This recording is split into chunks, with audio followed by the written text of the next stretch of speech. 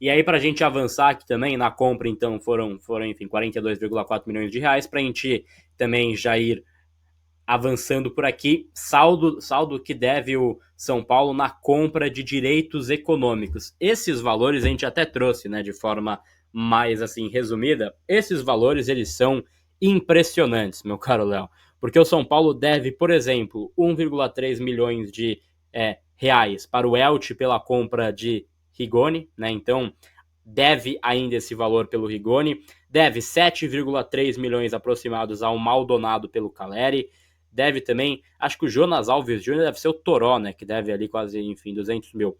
Sim. Pelo Neves, 7,5 milhões de reais, né, ao próprio jogador, ele tinha direitos predecidos ao próprio jogador.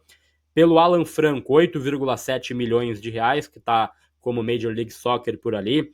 Pelo Montevideo Torque, né, que é o clube do Ferrarese, 20,8 milhões de reais o São Paulo deve. Pro Galo, nem sei qual é o negócio que fizeram pelo Galo. Pro Galo, 2,1 milhões de reais. O Mendes tem a receber 7,2 milhões de reais pelo São Paulo. O Cerro Porteño, compra do Bobadilha, 5,8 milhões de reais. Ferreirinha, 6,5 milhões de reais, que vai ter uma ampliação também desse valor. O São Paulo quitou uma parte, é verdade, né? Então a gente vai ter o valor mais atualizado. Boa Vista, 540 mil. Acho que o Boa Vista é pelo Marcos Paulo, tô errado? Tem o valor. Acho que é isso mesmo. Boa Vista. Sim.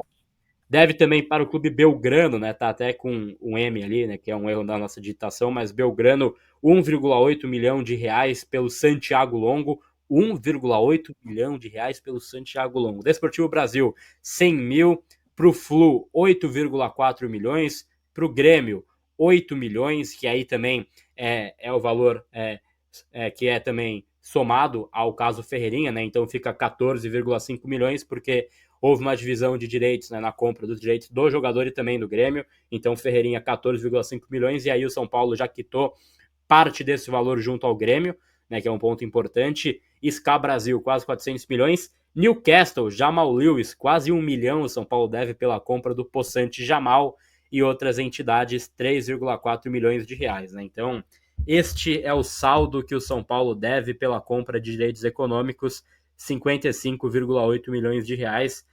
É um negócio impressionante, Léo. Não só impressionante, eu usaria a palavra bizarro, Gabriel Sá. Bizarro, porque além da gente entender, né, e é um consenso que muitos desses nomes foi um dinheiro, né, pelo ralo, um dinheiro mal gasto, né? Você viu o Santiago Longo, que ficou muito pouco no São Paulo, o Jackson Mendes, o próprio Rigoni, que já faz muito tempo o São Paulo ainda deve, há o risco do transfer ban, né? Que para quem não sabe, quando você deve uma instituição desportiva e você fica muito tempo devendo, além dos juros, né, que vão correndo sobre essa dívida, esse clube pode te colocar no CAS, que é a Corte Marcial do Futebol Mundial, né? E se o caso definir, você fica sem poder contratar, você toma um transfer ban, né? Então, além de todas essas dívidas e dos juros sobre juros, o São Paulo pode ficar sem contratar em algum momento, se em algum momento não resolver essas situações, e são situações delicadas, um valor alto e complicado, Gabriel Sá. É bizarro, a palavra é bizarro.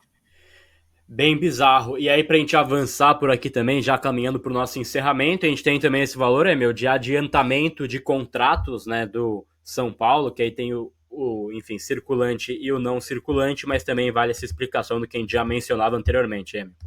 Bom, isso aí tem a ver com, por exemplo, você sabe que você vai ter um recurso disponível para receber ali daqui a 12 meses, a 24 meses. Você entra em contato com a pessoa que vai pagar, o próprio FIDI que faz essa operação, e você antecipa esse recebível, né? Então, eu vou ter R$ 1.000 para receber daqui a um ano. Eu entro em contato com a pessoa que vai me pagar, ou com um fundo, por exemplo. Falo, pô, ao invés de você me pagar R$ 1.000 daqui a um ano, me paga R$ 800 agora aqui, dá um deságiozinho, mas isso aí já ajuda aí no meu fluxo de caixa, já consigo pagar as contas. Foi isso que o São Paulo fez ali, 137 milhões ali de adiantamentos de contrato. Operacionalmente falando para uma empresa, não é muito saudável você adiantar muito esses contratos, porque dentro dessas operações de adiantamento, você tem o deságio, né? Então, você tem um valor X a receber, quando você faz esse adiantamento, você recebe menos.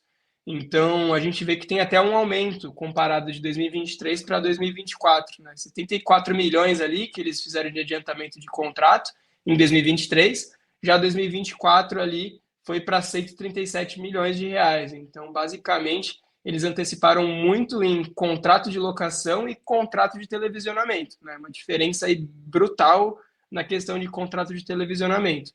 Pô, em 2023 eles adiantaram 43 milhões ali, já em 2024, 88. Então eles dobraram ali, né, de fato. Se a empresa, né, considerando o clube como empresa, ela é saudável, ela tende a não antecipar muito esses recebíveis por conta dessa diferença, desse deságio. Só que, nas atuais circunstâncias, ele se faz necessário, né, essa tomada de decisão de antecipar. E aí a gente tem a diferença principalmente do circulante para o não circulante. Então, o circulante é aqueles recebimentos que, pô, seriam nos próximos 12 meses, e aí os não circulantes seriam aqueles adiantamentos superiores a um ano. Então, de certa forma, aí, a maior parte desses adiantamentos que o clube fez são daqueles valores que eles receberiam para depois de um ano, né? 89 milhões disso. E 48 milhões do que eles receberiam nos próximos 12 meses. Então, é um dinheiro que eles teriam, mas que agora eles não podem mais contar. Contrato de televisionamento, não sei qual é o percentual desse contrato que eles anteciparam, mas digamos que seja 100%. Então, pô, dos próximos anos aí eles tendem a não receber mais esse contrato, porque eles já adiantaram, né? Então, isso acaba sendo um pouco complicado ali quando a gente olha para o fluxo de caixa da empresa, tá? Exato, e aí para a gente ir para os nossos 3 últimos slides por aqui, esse a gente já tinha até mencionado aqui no AT, mas vale trazer então a dívida que tem o São Paulo com acordos trabalhistas, né? Então, houve uma quitação de parte desse valor, que era quase 80 milhões, São Paulo consegue reduzir, mas ainda assim cara, 55 milha, né? Então, ainda é um baita valor que deve o São Paulo, teve uma ampliação do CET por ali, mas ainda deve, por exemplo, 6 milhões para Daniel Alves, era 10 milhões e 23, pagaram 4 milhões, mas tem ali ainda os 6 milhões, ainda tem a Dinora, que salvo engano é a ex-esposa dele, né, então é uma dívida ainda maior com o Daniel Alves, né, que tá, enfim, pendente. Richarlison, né, cara, que tá hoje comentarista esportivo, o cara aposentou tem um tempo, ainda devem 2 milhões para ele, também tem ali maiores intermediações, quando tá enfim, 431, por exemplo, aí já em 1.000, né, mas deve também esse valor, por exemplo, pro escritório Laporta, também para MAB, né, então tem aí esses números. O Volpe, o São Paulo quitou, né, então não deve mais para Thiago Volpe. O Éder, o São Paulo deve cerca de 300 mil reais. Quitaram também Vitor Bueno, né, um ponto positivo nessa história, quitaram o Vitor Bueno, devem para o Ceni 300 mil reais e mais o Ceni também Sports Marketing 1 milhão, devem para Dorival Júnior 2 milhões ainda e devem também para outros escritórios e tudo mais, então a gente tem uma dívida aí também grande de acordos trabalhistas e cíveis. O São Paulo quitou parte dessa dívida, pagou ali, né, fazendo uma conta rápida, pagou ali 25 milhões, né, aproximadamente, enfim, pouco mais disso, mas ainda tem uma conta muito grande a ser percorrida. E aí, para a gente avançar, então, aqui para a nossa parte final também do nosso papo, que acho que deu para a gente resumir de forma geral esse nosso balanço financeiro, gasto com esportes sociais, né? Então pega o basquete, por exemplo, deu um belo prejuízo, não à toa será encerrada a categoria, pelo que a gente tem de informação, né? Mas deu um belo prejuízo ali pelo que a gente tem de número, então eles ganham 2 milhões e meio, mas gastam quase 10 milhões, né? Então tem ali um exercício de dívida muito claro, apresentado pelo próprio basquete, de 7,3 milhões de reais na temporada. Esportes sociais, né? Mais esportes amadores, né? Social / esportes amadores, deu um superávit de 8,1 milhões, que é o que a gente tinha já apresentado para vocês aqui também.